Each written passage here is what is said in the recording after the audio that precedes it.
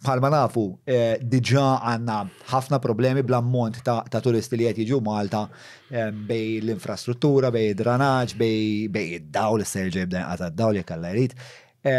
U l-idea li nistgħu nibnu 400 lukanda oħra, kważi 500 lukanda oħra, u daw ħanokkomodaw mingħajr ma nagħmlu it-tiswijiet infrastrutturali għandna bżonn, ovvjament jixed għal nuqqas ta' pjanar trement. Dilli xu tal-hotels, nistan zid punt, għax għamiltu dil osservazzjoni jina kont prezenti meta ġi prezenta r-rapport Deloitte fil-seminar, u għamilt osservazzjoni, nisma intom qed tippjanaw mela.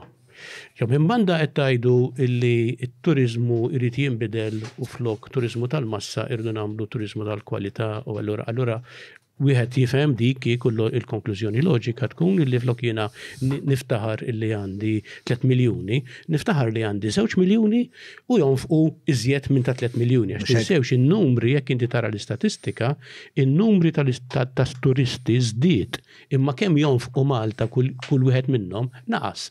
Jiġifieri hemm però dik hija issa. Dik hija importanti ħafna. Importanti ħafna. Imma kien qed tgħid illi eja morru għat-turizmu iktar fin, iktar sottili, tittamel ħafna affarijiet oħra, għax inti mela min jiġi il-turist taħseb li joqgħod fil-hotel, il-turist irid joħroġ, u setorieħ, mela setorieħ, jena niftakar kien hemm żmien fej batuli ritratt ta' nies li qegħdin kemmuna bil-mijiet ta' dajes ħaduhom kemmuna, ishom naċ, jistennew fil-kju biex jaqbżu jowmu. Kemm fil-darba se jerġa' jagħmlu għadi, ġifieri, u kien hemm ħafna li kitbu fil-Facebook. Aħna kien minn għalina kemmuna kienet gżira kwieta tan-natura, eċetera, u sibna daw in-numri ta' nies jisna qegħdin parti kbir. Ġifieri, hekk inti trid turizmu ta' kwalità, titgħamel xi sakrifiċċji u ngħid ara, jiena għandi bżonn inqas sodod, però ta' din kwalità u l-marketing tiegħi se jkun hemm. Issa min jgħid li isma' ma trid tagħmilha tranzizzjoni, ma tistax tagħmilha f'daqqa, iva rajt imagħti direzzjoni, għax inkella jiena ma rajtx l-ebda sinjal ta' tibdila f'direzzjoni. U nżid punt ieħor imma li huwa importanti ħafna l-industrija se jiġri bit-tibdil tal-klima. Mela, hekk aħna ma nindirizzawx l-effett tat-tibdil tal-klima fuq it-turiżmu, se jkollna 4 sorpriżi kbar. U x'inhu l-effett mela? It-tibdil fil-klima prinċipalment sħana u patterns ta' xita differenti li tfisser li konna ħafna iżjed pressure fuq l-ilma milli għandna bħalissa. Mela, inti qed tippjana. Pressure fuq l-użu, l-użu tal-ilma. Issa, huwa fatt magħruf illi turist juża ħafna iżjed ilma kuljum minn lokal. U tifhimax, inti tuħu 3 hours kuljum flok. Taf kif jiġifieri, mela il-konsum, kif jikber it-turizmu, jikber il-konsum tal-ilma. Issa hekk inti tajt jiena rrid immur għall-4 miljuni, għax kulħadd tista' jgħid isma' għandna s-sodod għalihom aħna, għandna sodod għalihom. X'jibda jiġri meta ma jkollhomx biżejjed ilma? U f'daqqa waħda din l-industrija li aħna bnejna minn għalina jaqa' kollox.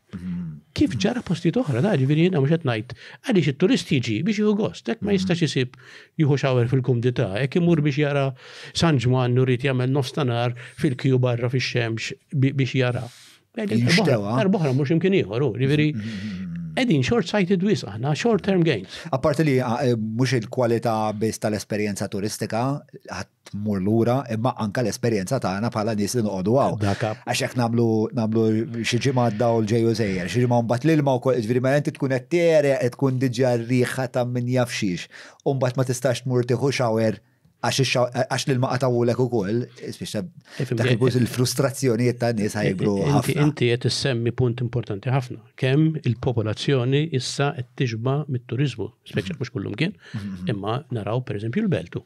Il-belt il-popolazzjonijiet kważi bdew jagħmlu għadhom għaddewx jagħmlu l-irvelli fit-toroq, imma qed jiġbaw illi l-istorbju, jiġifieri kellna sitwazzjonijiet fejn jitfgħu l-ilma mit-tieqa biex in-nies jifqu. Għax in-nies irdu jgħixu l-belt. Hija tgħidli allura ma jistax ikun hemm mużika, imma nitilfu l-bilanċ. Fl-istess ħin nippromuovu hotels ta' 5 stilel, ġew belt kwieta, eċetera, u fl-istess ħin nagħmlu daw l-events għall-istorbju. M'aħniex konsistenti, m'għandniex sistema ta' pjanar illi tkun biex ngħidlek tieħu deċiżjoni tibsin. Tieħu deċiżjoni tibsin. Le, int meta jkollok l-infrastruttura li tkun 2-3 star, ta' xej ħatamel lukandi ta' 5,000, għax fl-axar mill-axar kif tajt inti jek jena ġejt biex noqot ġo lukanda l-Suza u għat naraf u TripAdvisor kemm sabiħa di l-lumbat jiġu bil-lejl u jgħamlu l-turnover anka toilet paper u l-lumbat toħroġ barra u kollox dump site u construction site. Mela.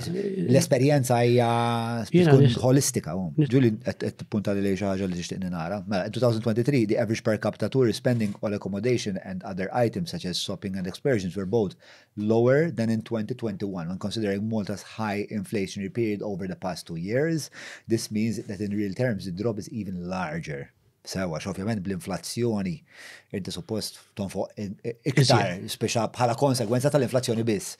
Imma l-inflazzjoni u laqqas il-kwalità tat-turizmu ma għenu biex dik id-diskrepanza tiġi rimedjata fil-fatt jonfqu inqas. Efhem, jekk tibda tqammel il-post turisti ta' musa jiġu klaqwa, turisti, ħanajtek biex ma nweġġa l-ħadd.